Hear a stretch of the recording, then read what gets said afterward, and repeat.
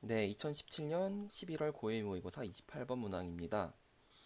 음, 원의 방정식과 관련된 문제인데 우선 주어진 조건을 보시면 직선 L과 직선 M이 있는데 이 두 직선이 어떻다고 하나요? 원의 넓이를 4등분한다고 하네요. 원의 넓이를 4등분하려면은 어떻게 직선들이 존재를 해야 될까요? 이거는 이 원의 중심을 지나고 서로 수직하게 L과 M이 지나게 된다면 원의 넓이를 4등분 해줄 수가 있겠죠. 그래서 직선 L과 M은 점 1,3을 지나고 기울기를 곱했을 때 L의 기울기를 A, M의 기울기를 B라 했으니까 A 곱하기 B가 마이너스 1이 될 거예요. 그러면은 직선 L은 이렇게 표현해 줄 수가 있고 직선 M은 이렇게 표현해 줄 수가 있겠네요. 그러면은 저희가 구해야 되는 것은 직선 L과 X축, Y축으로 둘러싸인 삼각형의 넓이와 M과 X축, Y축과 으로 둘러싸인 삼각형의 넓이를 더한 것의 최소값을 구하라네요. 그러면은 결국 저희가 해야 될 거는 이 S1과 S2를 먼저 구해야겠네요. S1을 구하는 방법은 직선 L이 기울기가 0부터 3 사이인 직선이라 했으니까 뭐 이런 모양의 직선이 될 거예요. 그러면은 Y절편과 X절편의 곱으로 나타낼 수가 있는데 이 X절편이 만약에 음수가 된다면은 이 삼각형의 넓이는 음수가 되겠죠. 그러니까 이를 방지하기 위해서 x절편과 y절편을 곱해준 것의 절대값을 취해서 구해주셔야 됩니다. 그러면은 직선 L의 x절편은 y에다 0을 대입했을 때 x값이 되겠죠.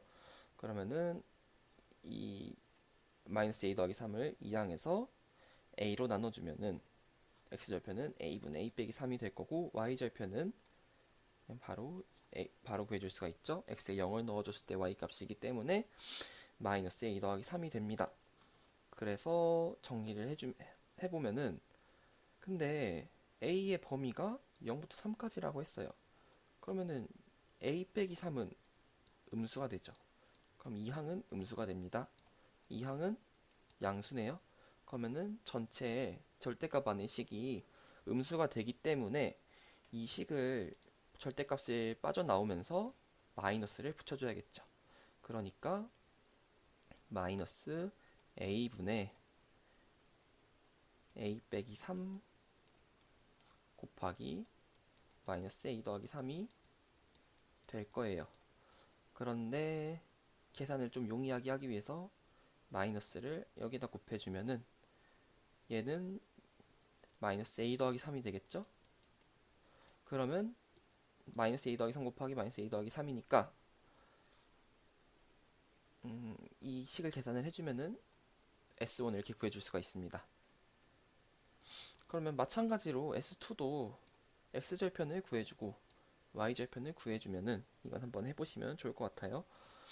근데 여기서는 둘 다 양수가 되죠. 그러니까 절대값이 그냥 빠져나오고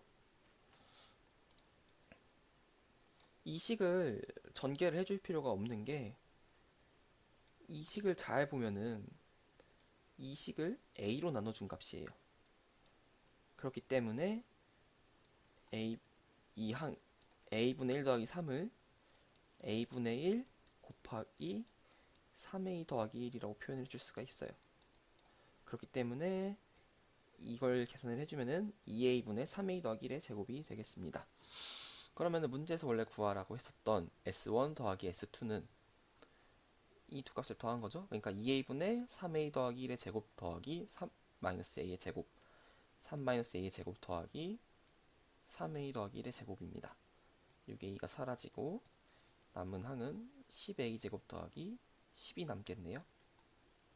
이거를 다시 표현을 해주면은 이렇게 되겠습니다.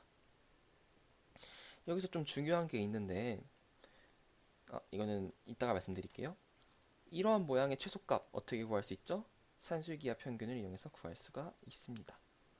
그러면 등호 성립 조건은 OA가 A분의 5와 같을 때니까 A가 1일 때 최소값 10을 갖게 되겠죠. 근데 여기서 중요한 게 있는데 어떤 문제에서 최대값 또는 최소값을 구하라고 나와요. 그러면은 수능에서 최대값 또는 최소값을 구하는 방법은 두 가지밖에 없어요. 첫 번째, 완전 제곱식을 이용하는 거.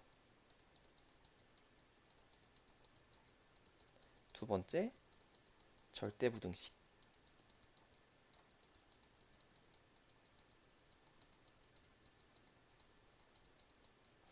저는 이 문제를 풀 때 여기서 a분의 1이라는 모양이 나온 순간 최소값을 구하라면은 산술기하 평균을 이용하라는 문제겠구나 라는 생각을 갖고 문제를 풀었어요.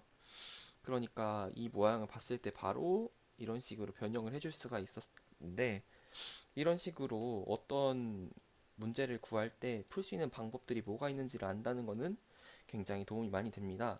그러니까 여러분들도 문제를 푸실 때 최소값을 구하라 라고 얘기가 나오면은 완전 제곱식 또는 절대 부등식을 이용하시면 좋을 것 같네요.